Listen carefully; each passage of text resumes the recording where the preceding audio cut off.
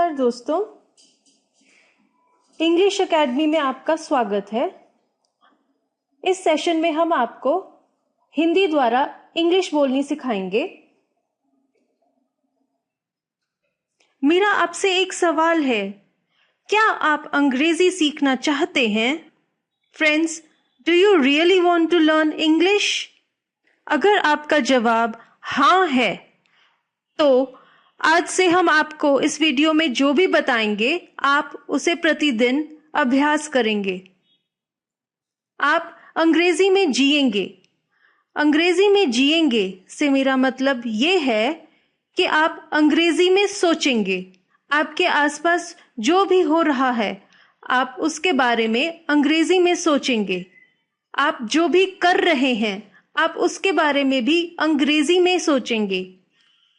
आप अंग्रेजी में लोगों की वार्तालाप सुनेंगे। आप अंग्रेजी प्रोग्राम देखेंगे, फिल्में देखेंगे और अंग्रेजी गाने भी सुनेंगे। आप टीवी पर दिखाए जाने वाले अंग्रेजी कार्यक्रम भी देखेंगे और दोस्तों आप अंग्रेजी बोलने की कोशिश करेंगे। आज हमारे लिए अंग्रेजी सीखनी बहुत जरूरी है क्योंकि ये पूरी दुनिया की एक ऐसी भाषा है जो हर जगह बोली जाती है। क्या आप अपनी गलतियों से डरते हैं? क्या आपको ये डर है कि अगर आप अंग्रेजी बोलेंगे तो आपसे गलती हो जाएगी?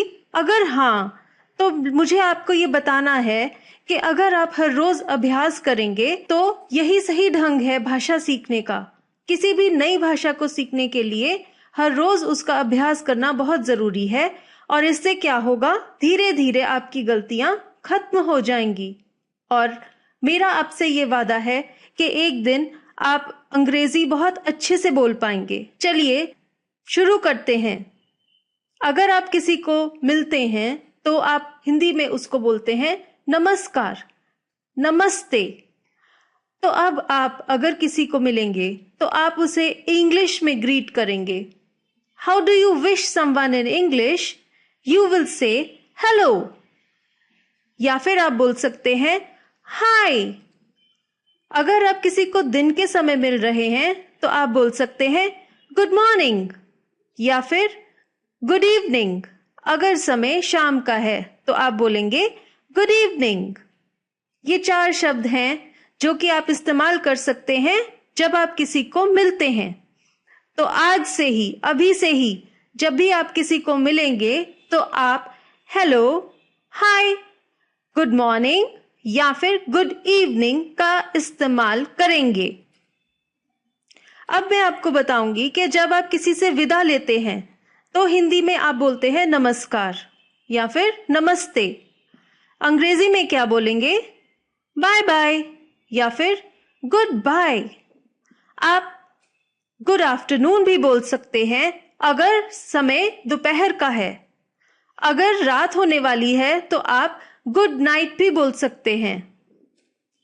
आप किसी को अगर कहना चाहते हैं कि अपना ध्यान रखना तो आप बोल सकते हैं टेक केयर। अगर आप ये कहना चाहते हैं कि दोबारा फिर मिलेंगे तो आप कह सकते हैं सी यू सून। तो दोस्तों, किसी से अलविदा लेने के लिए अंग्रेजी में क्या क्या शब्द प्रयोग किए जा सकते हैं?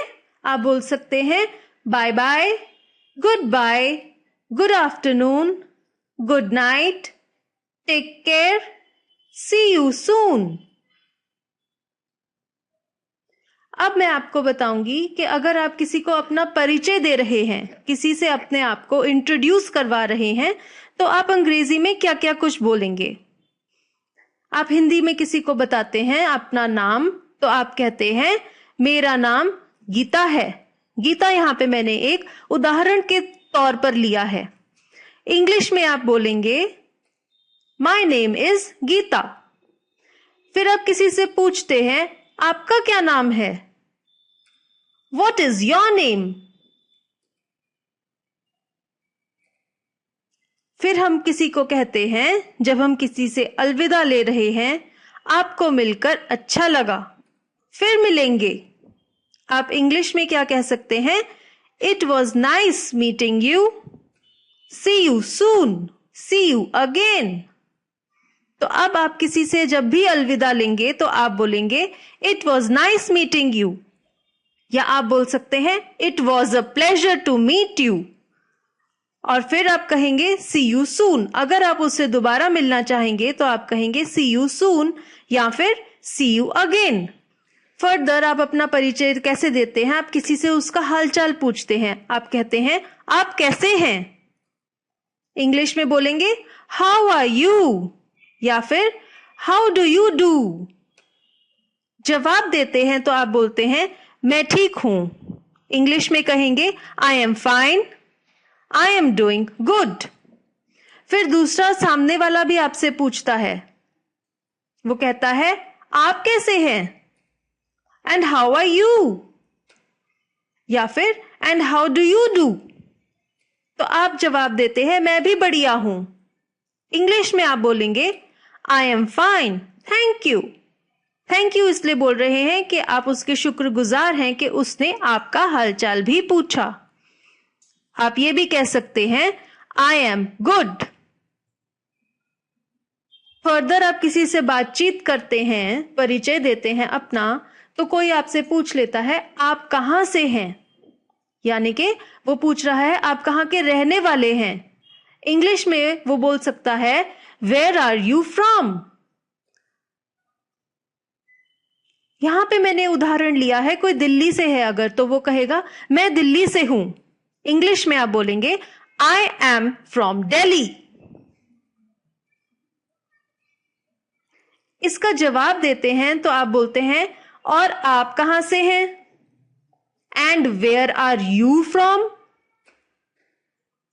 अब इसके उत्तर में आप अगर चंडीगढ़ से हैं तो आप बोलेंगे मैं चंडीगढ़ का रहने वाला हूं, या फिर मैं चंडीगढ़ से हूं। इंग्लिश में आप बोलेंगे आई एम फ्रॉम चंडीगढ़, या फिर I am a resident of Chandigarh. आप ये भी बोल सकते हैं आई बिलोंग टू चंडीगढ़। अब मैं आपको बताना चाहूंगी कि रेजिडेंट ऑफ चंडीगढ़ बोलने में और बिलोंग टू चंडीगढ़ बोलने में क्या अंतर है। रेजिडेंट का मतलब है कि फिलहाल अभी आप चंडीगढ़ में रह रहे हैं। बिलोंग का मतलब है कि आप बहुत देर से, कई पुश्तों से चंडीगढ़ के ही रहने वाले हैं। तो अब आपको अंतर समझ आ गया होगा कि कब कौन से शब्द का इस्तेमाल करना है, और आपने अब किसी से भी अगर बातचीत करनी है तो इन्हीं सेंटेंसेस का, इंग्लिश का यूज करना है। थैंक यू हमारा ये वीडियो देखने के लिए। मैं आशा करती हूं कि आप इससे कुछ सीखे होंगे, और भी हमारे आने वाले वीडियोस देखने के लिए इंग्लिश एकेडमी के इस लिंक को फॉलो कीजिए। धन्यवाद।